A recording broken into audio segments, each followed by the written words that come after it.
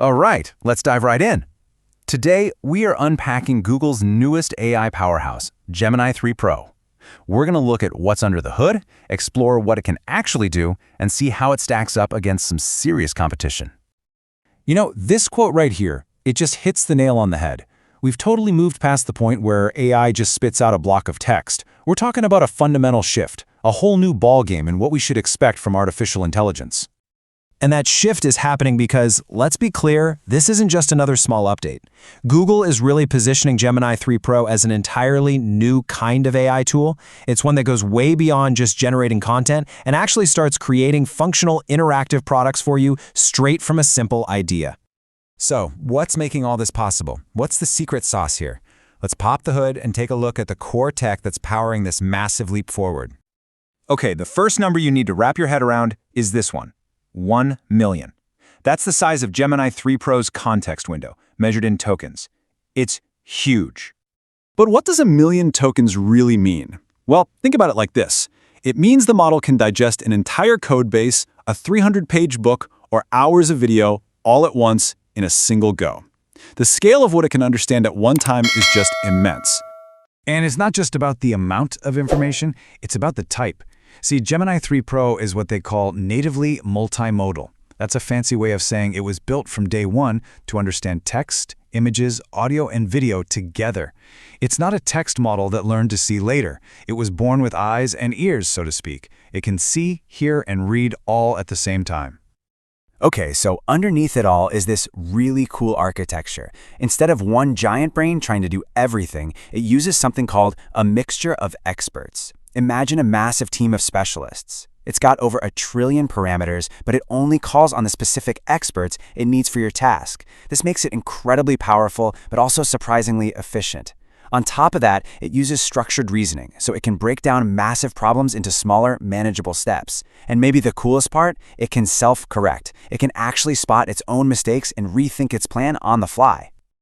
All right, enough of the tech specs. Let's get to the fun part. What does this thing actually do in the real world?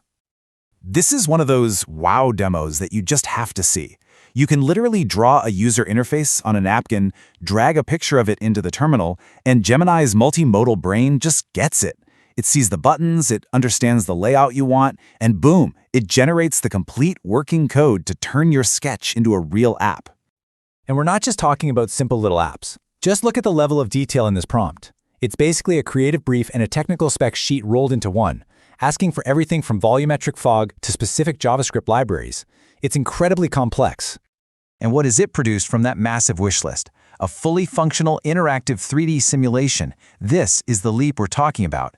You go from a detailed text description to a dynamic, working product in a single step. It's wild.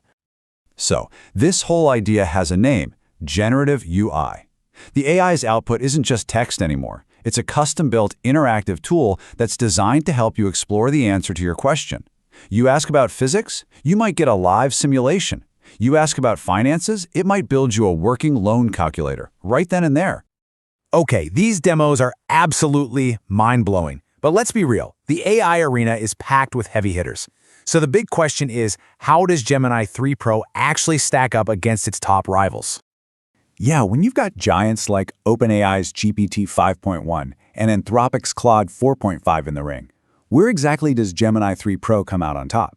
Now, I know a benchmark table like this can make your eyes glaze over, but stick with me for a second because it tells a really interesting story.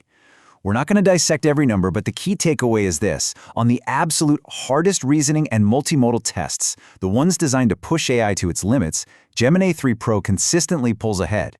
So let's just boil it all down. Over on the left, you've got Gemini 3 Pro. Its superpower is frontier reasoning, tackling those really gnarly PhD-level problems. And it is, without a doubt, the king of multimodality. Then, on the right, you've got Anthropic's Claude 4.5. It is the clear leader for pure software engineering tasks, and it's crazy efficient, making it a dream for developers.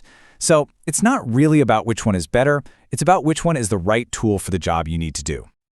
But here's the thing. All these features, the huge context window, the multimodality, the advanced reasoning, they're not just a random collection of cool party tricks. They are the essential building blocks for what's coming next, what some are calling the agentic future. And that next evolution is all about creating AI agents. What are those? Well, they're basically autonomous systems that can understand a complex goal, come up with a step-by-step plan, and then actually use digital tools, like a web browser, a code editor, whatever, to execute that plan from start to finish, all with way less hand-holding from us. And hey, don't just take my word for it. This isn't some far-off sci-fi concept. Mikhail Parakin, who's the CTO of Shopify, put it perfectly. He calls Gemini 3 a major leap forward for agentic AI because it can follow complex instructions and reliably use tools, which is exactly what you need to build agents that are genuinely helpful in the real world. So, what this all really means is that a tool like the command line is no longer just a simple utility. It's being transformed into an intelligent partner, one that understands your goals, your context, and can help you execute complex tasks. And that leaves us with the real question, what are you going to build with it?